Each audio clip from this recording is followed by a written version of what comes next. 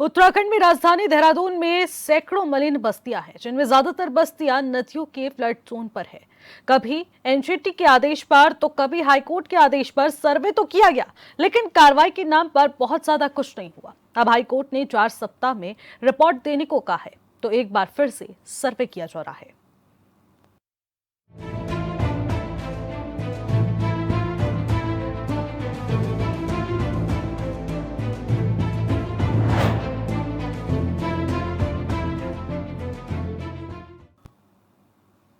नमस्कार, आप देख रहे हैं एचएनएन 24x7 का खास कार्यक्रम न्यूज स्पेशल और मैं हूं आपके साथ निशि भाटिया। बात करेंगे न्यूज स्पेशल में एक ऐसे मुद्दे की। देहरादून में रिस्पना नदी के बाद अब बिंदाल नदी के किनारे 2016 के बाद हुए अवैध निर्माण को चिन्हित करने का काम शुरू हो गया है। हाईकोर्ट ने 4 सप्ताह में सरकार से जवाब मांगा है, लिहाजा धामी सरकार ने ग्राउंड सर्वे कर रिपोर्ट सौंपने की जिम्मेदारी नगर निगम को सौंपी है। इन टीमों ने जल संस्थान, सिंचाई विभाग, राजस्व, नगर निगम और साथ ही साथ एमडीडीए के अधिकारी व कर्मचारी इसमें शामिल हैं। जांच टीम की तरफ से यह चेक किया जा रहा है कि निर्धारित तिथि के दौरान बिंदाल नदी की चौड़ाई कितनी थी। यदि किसी की नदी क्षेत्र में अवैध निर्माण किया गया तो उसकी निशानदेही कर चिन्हित किया जाए। पहले दिन पटेल नगर, तिलक नगर, बिंदाल पुल समेत अन्य इलाकों में अतिक्रमण चिन्हित किया गया। ये प्रक्रिया आगे भी इसी कदर जारी रहेगी। इन सबके बीच रिस्पना और बिंदाल नदी के किनारे अवैध निर्माण का सिलसिला जारी है। हाल ही में रिस्पना नदी के किनारे नगर निगम और एमटीटीए ने जिन इलाकों में कार्रवाई की थी, वहां भी अवैध निर्माण दोबारा से शुरू हो चुका है। हालांकि विभागीय अधिकारियों का कहना है कि शिकायत मिलने पर कार्रवाई भी की जा रही है। इससे पहले एनजीटी के आदेश पर जांच की गई थी, जिसमें सैकड़ों की संख्या में अतिक्रमण को चिन्हित किया गया था और कई अवैध निर्माण को ध्वस्त भी किया गया था। देहरादून में रिस्पना और बिंदाल किनारे यहां पर भारी अतिक्रमण हो रहा है, ये बात सभी लोग जानते हैं। लेकिन स्थिति तो ये है कि कई बार अध्यादेश के जरिए मलिन बस्तियों को सरकार में संरक्षित भी किया गया है। लिहाजा इतना तो साफ है कि लाखों की संख्या में अवैध रूप से बसे लोगों को हटाना तो निगम के बस की बात नहीं है और ना ही सरकार के बस की बात है। जबकि ये सभी जानते हैं कि कई मलिन बस्तियां दोनों नदियों के फ्लड जोन पर है। लिहाजा अगर किसी सीजन नदियों में बाढ़ आ गई तो भारी नुकसान तो तय है। सियासत के जानकार इस बात को कई बार कह चुके हैं कि कांग्रेस हो या फिर बीजेपी की सरकार, दोनों के कार्यकाल में नदियों के किनारे अतिक्रमण तो हुआ ही है, जिसे अब के समय में हटा देना आसान बात बिल्कुल भी नहीं है। अब जब एनजीटी या फिर हाईकोर्ट के आदेश आते हैं तो सर्वे का काम फिर से शुरू कर दिया जाता है, लेकिन उसके बाद होता कुछ भी नहीं है।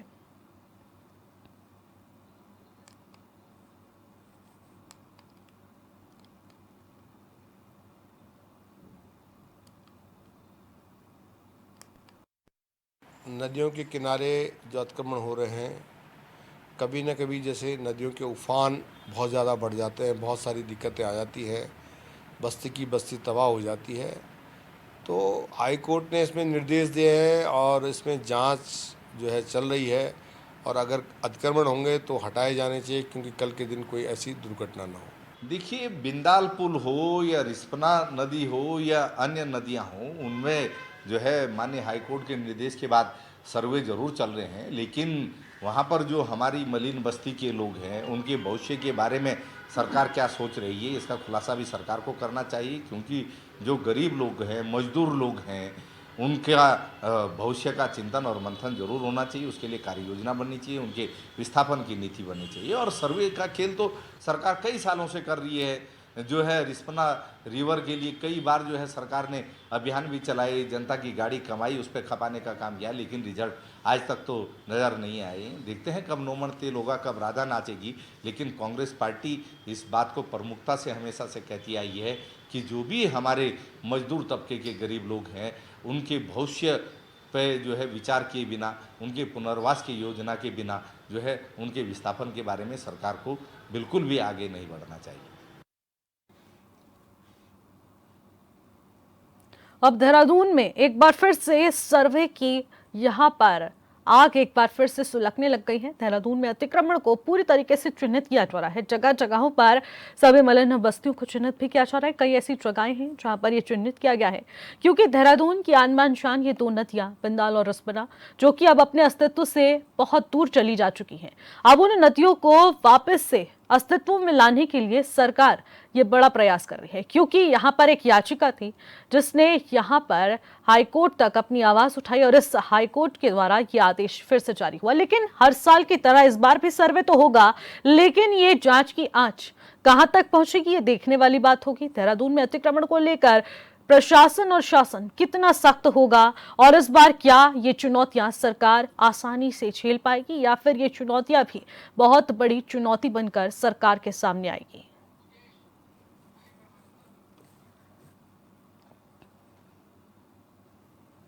तो वहीं आखिरकार अवैध अतिक्रमण को लेकर सरकार प्रशासन क्या कुछ कर रहा है, ज्यादा जानकारी ले लेते हैं। योगेश आर्य हमारे संवाददाता सीधे हमारे साथ लाइव जुड़ चुके हैं।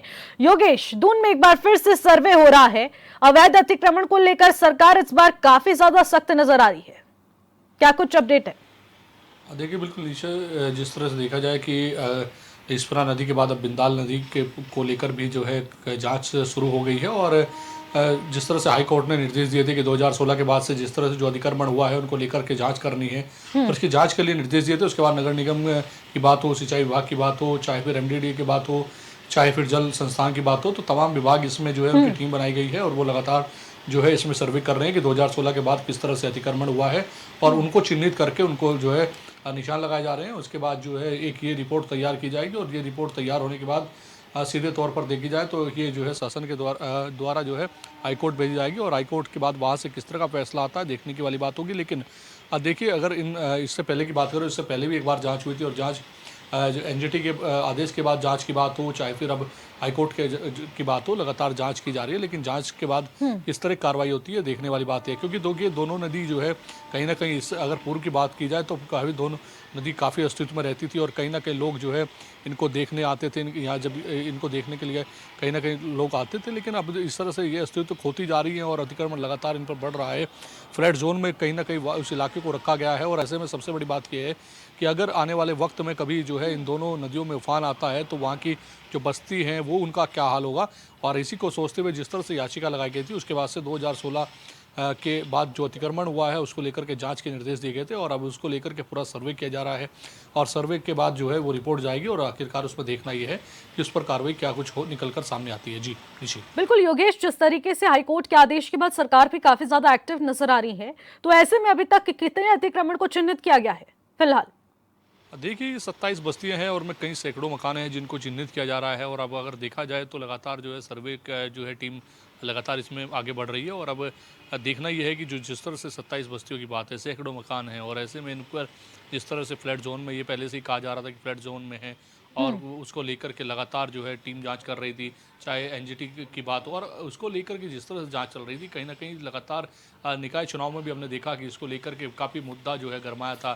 पक्ष कह रहा था कि इस पर जो है हम कुछ ना कुछ विस्थापन की बात करेंगे और कहीं ना कहीं विपक्ष भी लगातार जो है सवाल उठा रहा था कि सत्ता पक्ष पर कि विस्थापन की बात की जा रही है लेकिन कोई हल निकाला नहीं जा रहा है। एक बार फिर जो है सवाल, जब इनकी जांच शुरू हुई है, सर्वे शुरू हुआ है, तो निश्चित तौर पर फिर से सवाल उठने शुरू हो गए हैं। लेकिन देखना ये है आखिरकार जो है ये जांच की जो आंच है वो कहां तक जाती है, आखिरकार ये नदियों को अस्तित्व में लाने के लिए सरकार किस तरह कदम उठाती है, हाईकोर्ट से किस तरह के आदेश जो है वो सरकार को दिए जाते हैं। फिलहाल जिस तरह सर्वे चल रहा है उसमें ये देखना होगा कि आखिरकार क्या सर्वे होने के बाद कितने ऐसे मकान हैं, कितने ऐसी बस्तियां हैं जिनको चिन्हित किया जाएगा कि ये 2016 के बाद वहाँ पर अतिक्रमण के रूप में स्थापित हुई हैं और उसके बाद उन पर किस तरह की कार्रवाई होती है ये भी देखना बेहद जरूरी होगा। जी बिल्कुल योगेश, आपने भी बताया कि 27 परिवार वहां हैं, 27 मलिन बस्तियां हैं, सैकड़ों लोग वहां पर रहते हैं, फ्लड जोन में वो एरिया आता है। तो ऐसे में सरकार के सामने भी बड़ी चुनौती आकर खड़ी हो चुकी है क्योंकि अतिक्रमण की जद पर वही सब मकान है। ऐसे में उनको विस्थापित किस तरीके से किया जाएगा, सरकार इसको किस तरीके से चुनौती के रूप में लेगी? देखिए बिल्कुल ये बहुत बड़ी चुनौती है सरकार के सामने, क्योंकि एकदम से इतनी बस्तियों को हटाना, सैकड़ों परिवारों को हटा देना, उनका विस्थापन करना, ये बहुत बड़ी चुनौती कहीं ना कहीं सरकार के सामने है। इससे पहले भी कई बार कोशिश की जा चुकी है, लेकिन सबसे बड़ी जो है कहीं ना कहीं चुनौती नगर निगम के सामने भी है कि आखिरकार वो इसको लेकर के क्या कुछ कदम उठा पाएगा, क्या इनको हटा पाएगा, क्या बुलडोजर दोबारा वहाँ पर कार्रवाई करते हुए नजर आएगा क्या। तो तमाम तरह के सवाल जो है कहीं ना कहीं इस सर्वे के दौरान खड़े हुए हैं। लेकिन सवाल ये भी है कि आखिरकार इस पूरे सर्वे के बाद जिस तरह से रिपोर्ट सौंपी जाएगी क्या उसके बावजूद इस पर कार्रवाई होगी, या फिर इस पर जो है कहीं ना कहीं सियासी घमासान शुरू हो जाएगा सत्ता और विपक्ष के बीच में। क्योंकि अनुमान देखा गया है कि जब जब इस तरह के मामले सामने आते हैं, जांच की बात आते हैं, हालांकि इस पर हाईकोर्ट ने उनको भले ही 4 सप्ताह का समय राज्य सरकार को दिया हो, लेकिन देखना यह है कि इस रिपोर्ट में 4 सप्ताह के बाद जो रिपोर्ट जाएगी उसके बाद जो है किस तरह के जो है निर्देश मिलते हैं और उस पर किस तरह की कार्रवाई होती है। क्योंकि अनुमान देखा गया है कि सत्ता दल हो चाहे विपक्ष हो, चुनावी एजेंडा इसको बना लिया जाता है, कहीं ना कहीं चुनावी रूप में इसको लिया जाता है, तो उसमें जो है कहीं ना कहीं जो जांच है ये जांच सिर्फ जो है सीमित एक ही जगह तक रह जाती है, उसके बाद इस पर कोई कार्रवाई देखने को नहीं मिलती है। लेकिन फिलहाल इस पर जो है जिस तरह से हाईकोर्ट ने इस पर समय दिया है और उसमें जांच के बाद पूरी रिपोर्ट सौंपने के लिए कहा है, तो उसके बाद देखना यही है कि हाईकोर्ट इस पर किस तरह से राज्य सरकार को निर्देशित करता है और उसके बाद किस तरह की कार्रवाई इसमें देखने को मिलती है। क्योंकि ये दोनों नदियाँ बेहद ज़रूरी हैं, अगर वापस अस्तित्व में आती है तो निश्चित तौर पर इसका इनका सौंदर्यीकरण किया जा सकता है, इनको पिकनिक स्पॉट्स पर भी किया जा सकता है, तरह तरह के तमाम जो है चीज़ें तब्दील की जा सकती है ताकि लोग यहाँ पर आएँ। क्योंकि देखिए उत्तराखंड में पर्यटक के लिए काफ़ी चीज़ें हैं और इसमें जो पहले से कहा जाता था कि लोगों को जिस तरह से जानकारी देते हैं कि यहाँ पर पहले लोग जो है इन नदियों के अस्तित्व में होने के चलते देखने आते थे, लेकिन अब जिस तरह से इन चीज़ें बदली हैं तो निश्चित तौर पर जो है लोग कहीं ना कहीं जो है नाखुश भी हैं। लेकिन जिस तरह से वहाँ पर जो बस्ती बसी हुई है और वो लोग भी जो है कहीं ना कहीं विस्थापन की मांग कर रहे हैं कि उनको भी कहीं अगर इस पर कार्रवाई होती है तो उनको भी स्थापित किया जाए। जी ठीक है योगेश, आप हमारे साथ जुड़े रहिएगा। देखिए सबसे बड़ा सवाल तो ये है अवैध अतिक्रमण किस प्रकार से चल रहा है, आखिरकार इसको लेकर सरकार कितनी संकल्पबद्ध है और इस पर किस तरीके से एक्शन लिया जाएगा, ये अपने आप में बड़ा सवाल है। हमारे साथ केदार रावत जो कि पूर्व विधायक हैं बीजेपी के और मनोज रावत पूर्व विधायक कांग्रेस के, वो हमारे साथ इस वक्त सीधे जुड़ चुके हैं। मनोज जी, सबसे पहले सवाल मैं आपसे ही करना चाहूंगी। देखिए कहा जा रहा है कि चाहे वो कांग्रेस की सरकार हो या फिर बीजेपी की सरकार हो, यहां पर अवैध अतिक्रमण सिर्फ और सिर्फ इन सरकारों के ही कार्यकाल में फला फूला है। और आखिरकार जब इतनी भयावह स्थिति आ चुकी है, फ्लड जोन में ऐसे तमाम परिवार हैं, अतिक्रमण को हटाने को लेकर हाईकोर्ट आदेश देता है, तो आखिरकार सरकार के इन चुनौतियों से कैसे निपटेगी? मनोज जी। हाँ, ये जो नजदीक इस संबंध में माननीय उच्च न्यायालय नैनीताल ने कई निर्णय दिए। आपदा के बाद 13 की आपदा के बाद एक तो मोटा निर्णय ये हुआ है कि नदियों के तट पर 200 मीटर तक कोई मकान नहीं बनेंगे। और ये इतिहास भी रहा है, नदियों की टेंडेंसी रही है कि नदियां 100 साल पहले का जो अपना स्वरूप होता, अपना स्थान नदी जीती है। कभी न कभी इतिहास में वो समय आता है समय के साथ कि नदियां उसी स्थान तक जाती है जहां पर 100 साल पहले थी। और अगर 100 साल पहले रेस्वना जहां पर थी वहां अगर किसी साल क्लाउड ब्रस्ट के कारण या किसी कारण जाती है तो कितनी भयंकर तबाही होगी, इसका कोई आकलन नहीं कर सकता है। देखिए, जहां तक आप सरकारों की बात कर रहे हैं, सरकारों में दृढ़ इच्छा शक्ति होनी चाहिए, लेकिन इस प्रदेश का बहुत बड़ा दुर्भाग्य है कि जहां सरकार, देखिए अब मैं कौन सरकार ने क्या किया मैं इस पर नहीं जाऊंगा, लेकिन सरकार इन मलिन बस्तियों को जो पूर्णतया अवैध हैं और अतिक्रमण हैं, इनको बचाने के लिए ऑर्डिनेंस, बाकायदा ऑर्डिनेंस लाई। यानी विधायन के द्वारा, ऑर्डिनेंस के द्वारा इन बस्तियों को, जब हाई कोर्ट का पहले आदेश आया तो विधायन के द्वारा, ऑर्डिनेंस के द्वारा इन बस्तियों को बचाया गया है। एक तरफ तो अवैध लोगों के साथ ये हो रहा है, दूसरी तरफ जो जंगलों में लोग रह रहे हैं, पहाड़ों में लोग रह रहे हैं, जिन पर भारत की संसद ने scheduled tribes and forest dweller act, वनाधिकार कानून 2006 लागू किया है, और जिसके मैं आज ही अहमदाबाद में हूँ तो 11 लाख मामले पूरे देश में जिस कानून से लोगों को भूमिधरी मिली है जंगलों में, जहाँ वो पीढ़ियों से रह रहे थे, लेकिन उत्तराखंड में 100 भी वो मामले नहीं हुए हैं। यानी जो मूल निवासी हैं, जो पीढ़ियों से इस प्रदेश की अलग अलग तरह से सेवा कर रहे हैं, इस प्रदेश का पोषण कर रहे हैं, उनके लिए तो यहाँ की सरकारों ने, अब मैं सरकारों का फिर नाम नहीं ले रहा हूँ क्योंकि सबकी हमारी सामूहिक जिम्मेदारी है और सरकारें होती भी निरंतरता हैं, क्योंकि अभी ये विवाद छिड़ जाएगा, साहब आपकी सरकार में ये हुआ, आपकी सरकार में ये नहीं हुआ। तो मेरा ये कहना है, जिन लोगों को देश की संसद, जिन लोगों के लिए कानून बनाती है, हमारे यहाँ आप मदमेश्वर मार्ग पर चले जाइए, तुंगनाथ मार्ग पर चले जाइए, चमोली के 2000 लोगों को खाली करने के नोटिस हैं, जबकि उनका राइट बनता है। और दूसरी तरफ अवैध लोगों के लिए आप विधानसभा में कानून ला रहे हैं, तो ये प्रवृत्ति बढ़ेगी। और ठीक है मनोज जी, नदियां खतरनाक हैं, उनसे मत छेड़िए, हमारा ये कहना है, उनसे छेड़िए मत, वो आपको कभी न कभी नुकसान पहुंचाएंगे। धन्यवाद। ठीक है मनोज जी, ठीक है मनोज जी। केदार जी हमारे साथ है। केदार जी, जिस तरीके से देखने को मिल रहा है कि रिस्पना और बिंदाल किनारे भारी अतिक्रमण हुआ है, अब उसको लेकर अस्तित्व खो चुकी नदियों को वापस अस्तित्व में लाने के लिए सरकार अब संकल्पबद्ध नजर आ रही है। आखिरकार इन चुनौतियों से कैसे निपटा जाएगा? जी देखिए, जहाँ तक उसका अतिक्रमण का सवाल है, जो हाई कोर्ट के डिसीजन के तहत अगर कार्रवाई हो रही है, क्योंकि हाई कोर्ट का डिसीजन आए हुए तो काफी समय हो गया, जी, लेकिन उस पे कार्रवाई क्यों नहीं हो पाई, इसमें इसका कारण जरा हमें इसके काफी अंदर जाकर के तलाशना होगा। कि एक तो ये देखना है कि जो अतिक्रमण है, जिसको अतिक्रमण कहा जा रहा है, वो अतिक्रमण कितने वर्षों पुराना है, कितने वर्षों से है। क्या जो कुछ लोग नदियों के किनारे झुग्गी झोपड़ियां बना करके फिर फिलहाल हाईकोर्ट ने तो 2016 के बाद जितना भी अतिक्रमण हुआ है उसको चिन्हित कर उस पर कार्रवाई करने के आदेश दिए और 4 हफ्ते में रिपोर्ट मांगी है वापस हाईकोर्ट से। तो देखिए, अब ये तो कोर्ट का मामला है, अगर कोर्ट में अगर लंबित है, कोर्ट के विचाराधीन है, तो उसमें पॉलिटिकली तो कुछ नहीं बोला जा सकता है। लेकिन मेरा कहना ये है कि अगर रह रहा है, कोई गरीब व्यक्ति है, पीढ़ियों से रह रहा है, तो उसको भी रहने का इस जमीन पे जो है अधिकार है। केदार जी, लेकिन बड़ा सवाल ये है ना कि जहां अवैध अतिक्रमण हुआ है नदियों के किनारे, तो ऐसे में वो लोग खतरे की जद पर हैं, क्योंकि वो नदियां कभी भी ओवरफ्लो हो सकती हैं, सीजनल रिवर है, अचानक से उसे फ्लड जोन के कारण यहां पर बड़ी दिक्कतों का सामना करना पड़ सकता है। उनकी सुरक्षा को लेकर तमाम बड़े सवाल उठेंगे ना बाद में। वो भी बात अपनी जगह पे है, लेकिन आप देखेंगे कि एक निर्णय जो हाईकोर्ट का है कि नदी तट से 200 मीटर तक जो है कोई बस्ती नहीं होगी।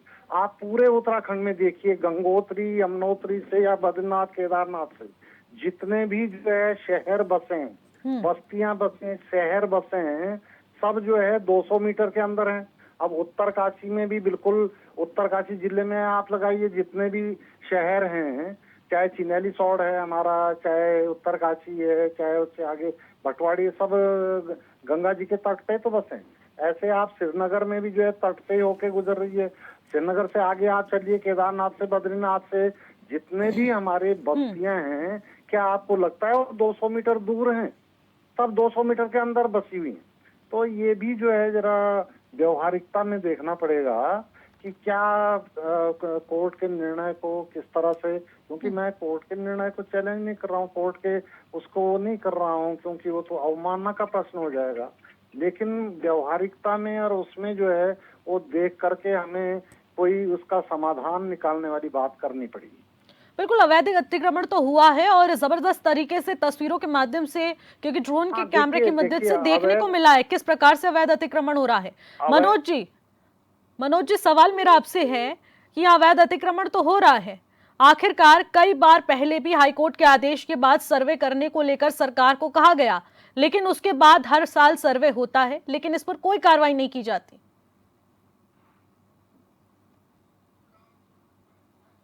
ठीक है, तो मनोज जी से संपर्क टूट चुका है, टेक्निकल इश्यू के चलते संपर्क साधने की कोशिश की जाएगी। केदार जी, बड़ा सवाल यह है, हर साल की तरह इसी प्रकार से कहा जाता है कि सर्वे किया जाए, हाईकोर्ट बार बार आदेश देता है, इस बार भी आदेश आया है, तो क्या पहले की तरह इसको टाल दिया जाएगा या फिर इस पर कोई अब सख्त एक्शन लिया जाएगा? देखिए, जो वही मैं बता रहा हूँ निशी जी कि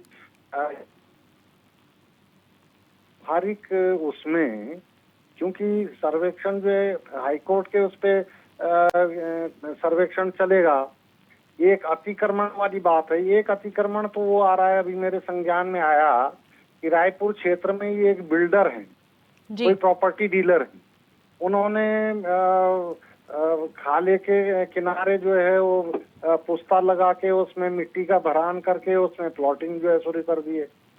तो एक तो अतिक्रमण वो है कि आप जो है उसको लेकर के उसका अवैध फायदा उठाना चाह रहे हैं, और एक वो है कि बरसों बरसों से कोई गरीब परिवार उस पे रह रहा है, तो एक उसको भी जो है राइट मिलता है, और लीगल राइट में आप वर्षों से अगर उस पे काबिज है और ठीक है। बसेरा कर, वो भी जो है लीगली एक राइट मिलता है। तो दोनों में जो अंतर है, जो ये सर्वे टालने वाली बात आ रही है, उसमें व्यवहारिक कठिनाई यही है। एक तो अतिक्रमण के उद्देश्य से जो है अतिक्रमण किया जा रहा है, और एक जो है लाइवलीहुड जीवन किस तरह से जो है उसका पालन हो, उस तरह से किया गया है। तो ये व्यवहारिकता में मैं कह रहा हूँ कि कोई बीच का रास्ता निकाल करके माननीय हाईकोर्ट को भी जो है ये एक देखना चाहिए। केदार जी, हाईकोर्ट ने तो 4 हफ्ते का समय दे दिया है सरकार को और रिपोर्ट मांगी है। बहुत बहुत शुक्रिया, आप हमारे साथ जुड़े केदार जी, बातचीत करने के लिए बहुत बहुत शुक्रिया। अब संवाददाता योगेश आर्य के पास वापस लौटेंगे। योगेश, जिस प्रकार से देखने को मिला कि यहाँ पर सरकारें तो कह रही हैं चुनौतियां तो है, हाईकोर्ट के आदेश भी आया है, तो ऐसे में बीच का रास्ता चुनना पड़ेगा। लेकिन जिस तरीके से कोर्ट के द्वारा फैसला सुनाया गया, कहा गया कि 2016 के बाद जितना भी अतिक्रमण हुआ उन्हें चिन्हित किया जाए, सरकार 4 हफ्ते में रिपोर्ट सौंपे, जांच करवाए। तो ऐसे में 2016 में देखा गया कि हरीश रावत की तत्कालीन सरकार ने किस प्रकार से वहां पर वोट बैंक की राजनीति की थी और 100-100 रुपए में स्टैंप देकर वहां पर अवैध अतिक्रमण करवाया था। तो आखिरकार उसके बाद से अब तक का अगर कार्यकाल देखा जाए, बीजेपी फिर 2017 में आई, इसको यहां पर अतिक्रमण को रोका गया। अब पूरी तरीके से अगर अब तब तक का ब्यौरा देखा जाए तो आखिरकार इससे कैसे निपटा जाएगा, क्योंकि अब बड़ी तादाद में वहां पर तमाम अतिक्रमण हो चुका है और कई लोग स्थापित भी हो चुके हैं नदियों के किनारे। देखिए, बिल्कुल इसी ये बहुत चुनौतीपूर्ण काम है और इसको लेके सरकार को बहुत बड़ा फैसला लेना होगा। विस्थापन का रास्ता निकालना पड़े या फिर वहाँ पर जो है बड़ी कार्रवाई करनी पड़े, क्योंकि इस बार जो है सख्त रुख जो है कहीं ना कहीं हाई कोर्ट ने अपनाया हुआ है और 4 सप्ताह का समय दिया है। और ऐसे में 4 सप्ताह के बाद जो रिपोर्ट सर्वे की वहाँ सौंपी जाएगी, उसके बाद अगर वहाँ से इनको हटाने के लिए, कार्रवाई करने के लिए अगर आदेश आता है तो निश्चित तौर पर सरकार के लिए बड़ी चुनौती कहीं ना कहीं ये आदेश बनेगा। क्योंकि देखिए, इससे पहले अगर बात करें तो सरकारों की अध्यादेश लाकर इनको संरक्षित करने की कोशिश तो कई बार की गई है, लेकिन इनको हटाना जो है वो कहीं ना कहीं, चाहे वो नगर निगम हो चाहे सरकार हो, बहुत मुश्किल है। क्योंकि वो लंबे समय से यहाँ पर ये लोग रह रहे हैं और ऐसे में इनके सामने सबसे बड़ी समस्या ये है कि जाएँ तो जाएँ कहाँ। और उसके लिए अगर सरकार कोई रास्ता नहीं निकालते तो निश्चित तौर में बड़ी कठिनाई हो जाएगी। लोग विरोध में भी आएंगे, लोग इस कार्रवाई का सामना भी करने की कोशिश करेंगे, क्योंकि सरकार जो है लगातार इन्हें संरक्षित की बात करती है। और नगर निगम चुनाव के दौरान जो है कहीं ना कहीं जिस तरह से कहा गया था इनको जो है संरक्षित किया जाएगा, विस्थापन किया जाएगा, हटाया नहीं जाएगा, एनजीटी के आदेश उस दौरान जो है कहीं ना कहीं निकल कर सामने आए थे, तो उन पर जो है कहीं ना कहीं कार्रवाई की बात सामने आई थी। लेकिन अब जिस तरह से ये पूरा मामला सामने आया है और हाईकोर्ट ने इस पर निर्देशित किया है कि 4 हफ्ते में सर्वे रिपोर्ट सौंपिए और लगातार जो सर्वे किया जा रहा है उसके बाद जब वो रिपोर्ट जाएगी तो निश्चित तौर पर इस पर कहीं ना कहीं बड़ा फैसला जो है हाईकोर्ट के द्वारा लिया जाएगा और उस पर सरकार को कार्रवाई करनी पड़ेगी।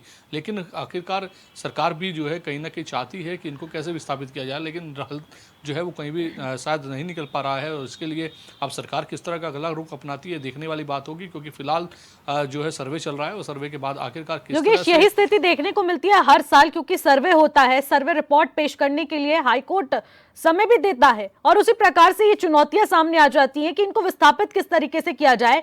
और आखिरकार जब चुनाव आ जाते हैं तो उस समय इन्हें विस्थापित करने को लेकर बड़ा सवाल खड़ा हो जाता है। तो इस बार भी चुनाव जद पर हैं, तो ऐसे में इस चुनौती से आखिरकार किस तरीके से लड़ा जाएगा, या फिर ये सर्वे रिपोर्ट इसी तरीके से 4 हफ्ते के बाद भी टाल दी जाएगी? हाँ, देखिए, बिल्कुल ये देखना होगा कि आखिरकार सर्वे रिपोर्ट के बाद जो है पूरी जांच के बाद कि किस तरह की कार्रवाई होती है। लेकिन अगर देखा जाए तो अगर जिस तरह से इन दोनों नदियों को लेकर के कहा जा रहा है कि इन दोनों नदियों को वापस जो है उसी स्थिति में लाया जाएगा जो पहले स्थिति थी, और अगर ऐसा होता है तो ये बहुत अच्छी बात होगी कि इनको यहाँ से हटा करके कहीं और विस्थापित किया जाए या अन्य कदम जो है सरकार इसमें उठाए। क्योंकि अगर आने वाले कल में कोई इस तरह की व्यवस्था रहती है या बाढ़ के जैसे हालात बनते हैं तो कहीं ना कहीं जो है बहुत बड़ी जो है चुनौती सामने आ जाएगी और बड़ी आपदा जो है कहीं ना कहीं देखने को मिलेगी। और उसके लिए फिर ना सरकार के पास जवाब होगा, ना ही हाईकोर्ट के पास होगा, ना ही किसी विपक्ष के पास जवाब होगा। क्योंकि जब उस समय इस तरह के हालात बनेंगे तो निश्चित तौर पर बड़ी जो है क्षति होगी और उसका का क्षति का जो है कहीं ना कहीं जो है उस क्षति को जो है पूर्ण नहीं किया जा सकता। तो इसमें कहीं ना कहीं सरकार को सोचना चाहिए कोई ऐसा रास्ता निकाला जाए जिससे उनको जो है राहत मिल सके, वहीं जो है इस नदी का जो है कहीं ना कहीं जो है पुनर्वास किया जा सके। तो इसके लिए तो कहीं ना कहीं जो है सरकार को कदम उठाना पड़ेगा। फिलहाल सर्वे की रिपोर्ट में देखना होगा कि आखिरकार जिन 27 बस्तियों के अंदर सैकड़ों लोग जो रह रहे हैं उनमें से कितने लोगों पर जो है सवाल निशान खड़ा होता है कि इन लोगों ने अवैध अतिक्रमण किया है। उसके बाद जो है उनको हटाने के लिए किस तरह से कार्रवाई अमल में लाई जाती है और फिर आगे का रुख क्या रहता है। क्योंकि अगर ऐसा नहीं होता, क्योंकि देखिए हमने उधर उत्तराखंड में कई ऐसे मामले देखे हैं, कई ऐसी नदियां देखी हैं जो सालों सालों तक जो है सूनी पड़ी रहती है, लेकिन एकदम से उफान पर आती है बरसात के दौरान में। और आने वाले दौर में मानसून है, और ऐसे में मानसून के दौरान अगर भारी बारिश होती है उस दौरान जो है कहीं ना कहीं अगर नदियां उफान पर रहती हैं और इन नदियों में भी जो है पानी देखने को मिलता है, तो अगर ऐसा रहा तो फिर बड़ी जो है चुनौती सामने आ जाएगी और इसके लिए सरकार को कहने के कदम उठाना चाहिए। जी बिल्कुल, बहुत बहुत शुक्रिया योगेश हमारे साथ जुड़ने के लिए, बातचीत करने के लिए। देखिए, बड़ा सवाल यह है, 27 मलिन बस्तियां इस वक्त अतिक्रमण की जद पर है। आखिरकार किन पर बुलडोजर चलेगा? आखिरकार सर्वे रिपोर्ट को पेश करने के लिए जो 4 हफ्ते का समय हाईकोर्ट के द्वारा दिया गया है, क्या इन 4 हफ्तों के भीतर सरकार ये रिपोर्ट पेश कर पाएगी या नहीं? बड़े सवाल सरकार पर भी उठ रहे हैं, प्रशासन की कार्रवाई पर भी उठ रहे हैं, और देखने वाली बात होगी क्या हर साल की तरह इस बार भी सर्वे रिपोर्ट को यूं ही टाल दिया जाएगा या फिर अतिक्रमण को नष्ट किया जाएगा। फिलहाल मेरे साथ न्यूज स्पेशल में बस इतना ही। आप देखते रहिए Asia 24/7। नमस्कार।